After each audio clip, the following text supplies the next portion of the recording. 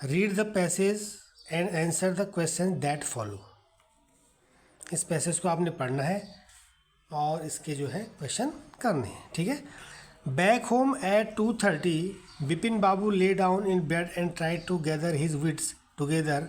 He knew that it was possible to loss one's memory through an injury in the head, but he didn't know of a single instance of someone remembering everything except one particular incident, and a fairly recent and significant one at that. He had always wanted to go to Ranchi, to have gone there, done things, and not to remember was something utterly impossible.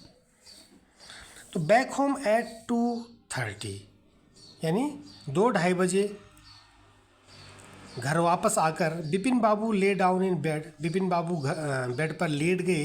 And tried to gather his wits, और अपनी बुद्धि को इकट्ठा करने की कोशिश की। Tried to gather his wits together यानी अपनी बुद्धि को एक साथ करने की कोशिश की, अपनी बुद्धि को इकट्ठा करने की कोशिश की। ही न्यू दैट, उन्हें पता था कि इट वॉज पॉसिबल, ये संभव था, टू लॉस वंस मेमोरी, अपनी मेमोरी को खोना, अपनी याददाश्त को खोना, थ्रो एन इंजुरी, एक चोट से, इन द हेड माने सिर पर, यानी सिर में इंजुरी से, सिर में जो घाव होता है, सिर में जो चोट लगने से अपनी मेमोरी को खोना पॉसिबल है, ये वो जानते थे। But he did not know of a single instance, लेकिन वो नहीं जानते थे एक भी उदाहरण, इंस्टेंस मीन्स होता है एग्जाम्पल, वो एक भी उदाहरण नहीं जानते थे ऑफ समवन माने किसी का, remembering everything except one particular accident, है ना। रिमेंबरिंग मतलब उनको जो है एक भी उदाहरण याद नहीं था, ठीक है। एक्सेप्ट वन पर्टिकुलर इंसिडेंट, केवल एक विशेष घटना के अलावा, एक्सेप्ट मीन अलावा। एंड अ फेयरली रिसेंट, वह भी हाल ही में, and significant one at that, वह भी हाल ही में, और जो महत्वपूर्ण घटना को छोड़कर, हाल ही में और महत्वपूर्ण घटना को छोड़कर उन्हें जो है एक भी इसका उदाहरण याद नहीं था। एंड अच्छा ये हो गया। He had always wanted to go to Ranchi, वो हमेशा रांची जाना चाहते थे। टू हैव गॉन देयर, है ना, रांची जाना चाहते थे। टू हैव गॉन देयर, वहाँ जाना। डन थिंग्स माने चीज़ों को करना, यानी काम करना, वहाँ जाना और काम करना। To have gone there means वहाँ जाना, डन थिंग्स और काम करना। एंड नॉट टू रिमेंबर, और याद ना आना, याद ना रखना, वह समथिंग अटरली इम्पॉसिबल, है ना, ये बिल्कुल असंभव था। अटरली मीन्स होता है पूरी तरह से या बिल्कुल, ठीक है, ये पूरी तरह से असंभव था। एट 7:30 7:30 बजे बिपिन बाबू सर्वेंट केम, बिपिन बाबू का नौकर आया। एंड अनाउंस्ड, और उसने ये घोषणा की, उसने कहा, क्या कहा, Chunni Babu sir says it's very important.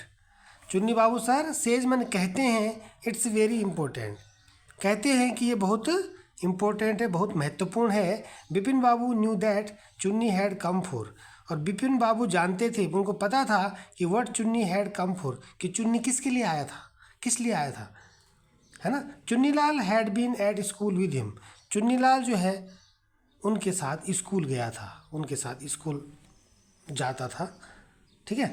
तो इस तरह से ये एक लिटरेचर का पैसेज है क्लास 8th का। इससे रिलेटेड आपने क्वेश्चन करने हैं। तो क्वेश्चन क्या है, when did Bipin Babu come back home, Bipin Babu घर कब आए। तो इस पर लिखा है बैक होम एट 2:30 यानी 2-2:30 बजे घर वापस आकर के। तो आपने क्वेश्चन से लेना, आपने ये नहीं लिखना है कि back home at 2:30 Bipin Babu lay down in bed, ऐसे नहीं। वो जितना पूछ रहा है कि when did Bipin Babu come back home, तो आपने लिखना है बिपिन बाबू, क्वेश्चन से लेंगे ना, कम का केम हो जाएगा क्योंकि डिड लगा हुआ है।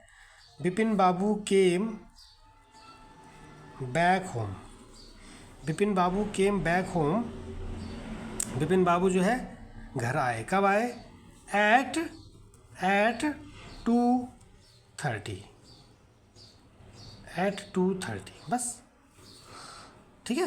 क्वेश्चन से लिया हमने सिंपल। बिपिन बाबू कम का केम हो गया क्योंकि यहाँ पे डिड है, जब इसको हम अफर्मेटिव बनाते हैं तो डिड हट के सेकेंड फॉर्म लग जाती है। तो बिपिन बाबू केम, फिर वही से लेंगे बैक होम एट 2:30, राइट। तो ये फर्स्ट क्वेश्चन का आंसर हो जाएगा। सेकेंड का क्या कह रहा है, who had been at school with Bipin Babu, यानी बिपिन बाबू के साथ स्कूल कौन गया था। अभी हमने पढ़ा था कि Chunnilal had been at school with, simple इसी को उतार देंगे, हु की जगह क्या हो जाएगा चुन्नीलाल। तो Chunnilal had been at school with him, तो इसको लिखने की जरूरत नहीं है, लिख दें, चलो लिख देते हैं चुन्नीलाल। हु की जगह, हु का आंसर तो सिंपल होता है, हु की जगह हमने आंसर टेक देना है और यहाँ से क्वेश्चन मार्क हटा देना है, बाकी सेम उतार देंगे।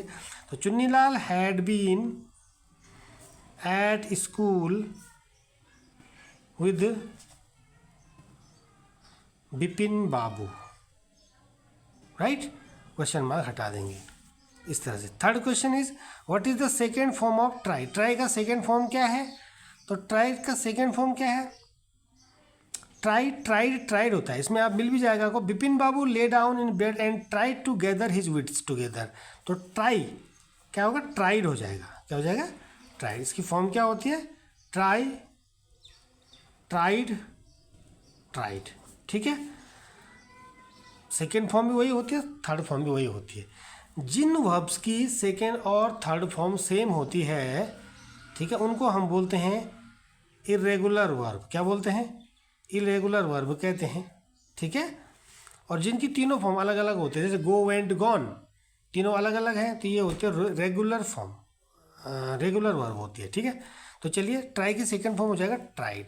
फिर एक complete the spelling M dash R dash, तो देखो मेमोरी होगा कहीं पे, है ना, मेमोरी होगा कहीं पे, मेमोरी है ना, इसमें देखिए आप कहाँ पे होगा मेमोरी, ही न्यू दैट, हाँ, वंस मेमोरी, MEMORY, तो क्या बन जाएगा इसका MEMORY,